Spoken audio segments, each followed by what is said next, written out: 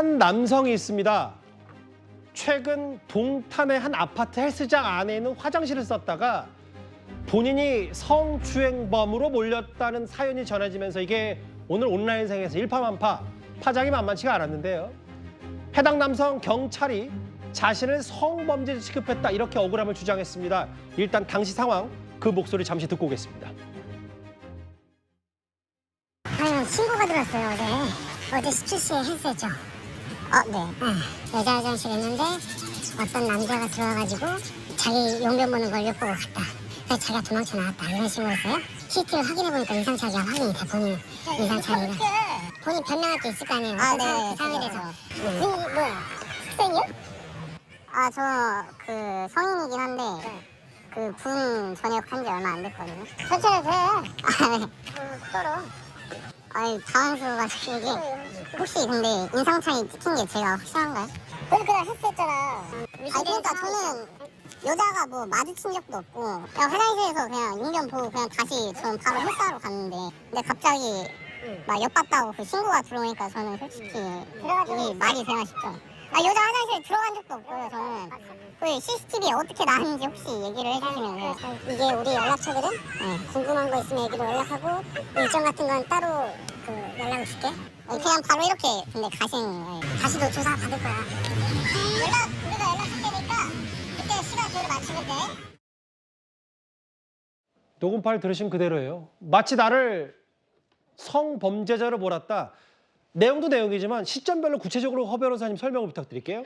네, 23일 5시쯤에 이 A씨라는 남성이 아파트 내 헬스장에 있는 남자 화장실에 이용을 합니다. 그런데 그로부터 몇 분 뒤에 누군가가 신고를 한 거예요. 여자 화장실에서 누가 나를 훔쳐봤다 이렇게 112 신고가 들어갔고 그 다음 날 경찰이 이 아파트 헬스장 남자 화장실을 이용했던 A씨를 찾아와서 이 용의자라고 얘기를 하면서 신고받았다. 헬스장 간 일 있지 않느냐 이렇게 얘기하면서 여러 가지를 물었다는 겁니다. 그런데 이 과정 중에서 나는 여자 화장실 들어간 적이 없다라고 했는데 CCTV 영상이 있다라고 얘기를 하고 그 과정에서 뭐 궁금한 거 있으면 따로 연락 줄게. 뭐 바로 이렇게 가시는 거냐 나 너무 억울하다라고 하니까 아니 너 다시 조사받을 거야 라고 하면서 반말로 강압적으로 존중 없이 응대를 했다는 거고요. 답답했던 A씨가 경찰서에 찾아갔지만 경찰서 민원실에서도 비슷한 무책임하고 불친절한 태도로 응대를 받았고 이 부분이 하루 종일 논란이 되고 있는 겁니다. 그래서 경찰이 나를 잠재적 범죄자로 몰았고 태도 논란이 있었는데 관련해서 속보가 들어왔어요.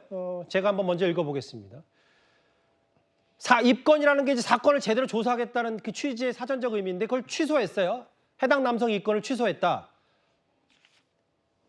화성 동탄 경찰서의 입장입니다. 억울해하는 그 남성 말이 맞다고 그 해당 경찰서가 인정한 셈이 됐고요.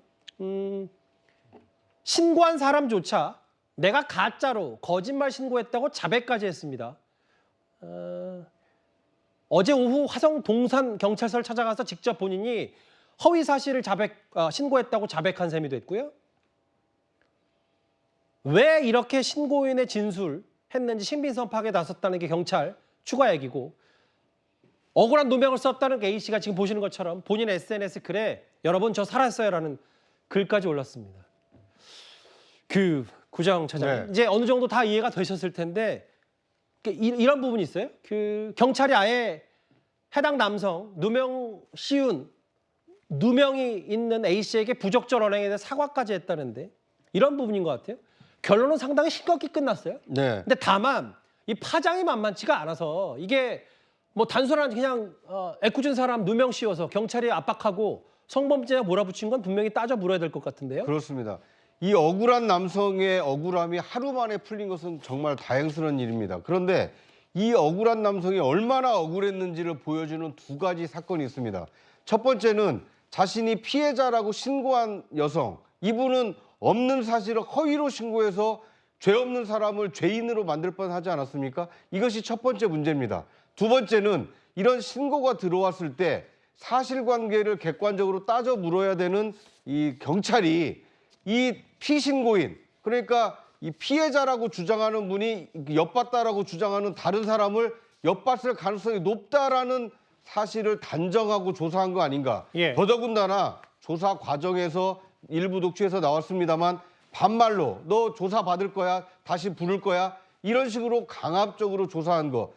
지금은 이 수사기관에서도 민원인을 상대할 때 예의를 갖춰서 하는 것으로 조사하는 것으로 알려졌습니다만 이번 이 녹취를 봤을 때는 아직도 일부 경찰이긴 합니다만 예. 이 피신고인에 대해서 이런 강압적인 수사가 남아있구나라는 것을 보여주는 이 억울한 남성의 두 가지 억울함이 예. 이 하루 만에 풀렸으니 다행이지 만약 이 사람이 유죄 추정이 기소로 돼서 재판까지 받게 됐다라면 얼마나 억울했을까 하는 생각이 듭니다. 학생이야 군인이야? 전역한 지 얼마 안 됐어요. 지금 나이는 몇 살이야? 22살이요. 천천히 해도 돼? 뭐 손을 떨어. 이제 마치 압박하는 듯한 여러 대화 녹취가 고스란히 저 해당 유튜브에 남아있기 때문에 일단 이 정도면 매듭이 지어졌다고 하더라도 사회적 논란이 켜져서 왜냐하면 허주현 변호사님 이런 것 같아요. 최근에 어떤 이슈가 터지면 이게 본질과는 상관없이 다 남녀, 젠더 갈등으로 비춰지면서 확대 재생산되는 측면이 있고 일단 남녀 갈등까지는 당연히 가지 않아야 되는데 다음 화면을 보면 이런 경찰서 방문하고 떳떳하지만 가만히 계시면 돼요. 기다리세요. 오늘 화성 동탄경찰서에 엄청난 비판 댓글이 쏟아졌거든요. 비판받을 만한 지점이 분명히 있다고 생각합니다. 보통 자기가요 범죄자로 몰리게 되고 경찰이 신분증을 꺼내봐라 어디에 간 적 있냐 이렇게 묻는 것만 하더라도요 예. 일반적인 사람들은 굉장히 큰 압박감을 느낍니다. 설령 변호사가 옆에 있다고 하더라도 이 의뢰인들 보면은 진짜 압박감 느끼고 무서워요. 왜냐하면 경찰은 직접적으로 공권력을 시민에게 행사할 수 있는 그런 지위에 있기 때문에 이런 부분까지 감안해서 그 공권력 행사에 현저한 주의를 기울여야 될 의무가 있습니다. 그리고 지금 이렇게 본인이 억울한 성범죄자로 몰려서 어디 가서 도움을 요청하겠습니까? 보통 우리가 이런 뭐 범죄 피해를 당하거나 하면은 경찰서 가서 도움을 요청하잖아요. 예. 그런데 이 상황은 경찰이 시민에게 와가지고 어떤 공권력 행사에 있어서 조금 불친절하고 굉장히 비협조적이고 강압적이고 이런 이 상황이란 말이죠. 그렇다고 하면 이 사람이 어디 가서 요청을 하겠습니까? 그래서 경찰서를 간 거예요. 그런데 경찰서에서도 좀 기다려라, 떳떳하면 가만히 계시라라고 얘기를 하니까 이 사람은 정말 어디에 도움을 요청해야 될지 모르는 패닉 상태가 됐을 겁니다. 이 부분에 있어서 동탄경찰서는 무죄 추정의 원칙에 위반해서 과도하고 강압적인 태도로 민원인을 대한 것은 아닌지 돌아볼 필요가 있어 보입니다. 근데 계속 이해가 안 되는 게 저 여성은 왜 거짓말로 신고를 한 걸까요? 그거 따져봐야 되겠죠. 그 비상식적인 행동을 왜 했는지. 그리고 오늘 핵심이 이런 것 같아요. 앞으로 내 스스로가 날 보호하기 위해서 보디캠 같은 거 여기 몸에 달고 카메라 달고 화장실 가야 되라는 얘기까지.